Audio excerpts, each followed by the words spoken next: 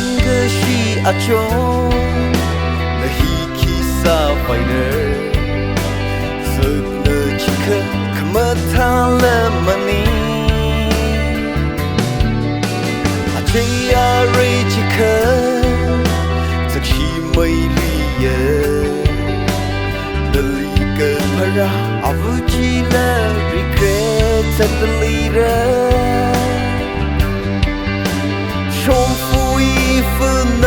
không chỉ nơi ly xe rơ à cho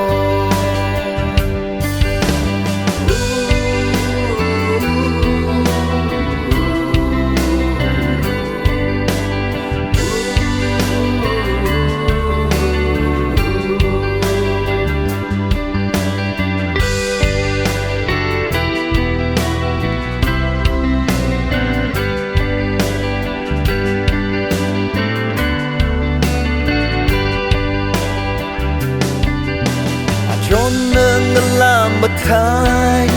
chỉ hộp linh tâm khờ nhị nơ cất thấy chỉ biết chỉ nơ là cơ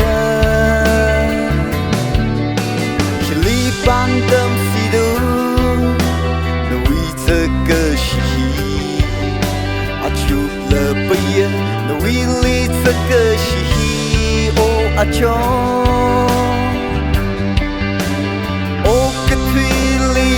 Kata kanishi mararanu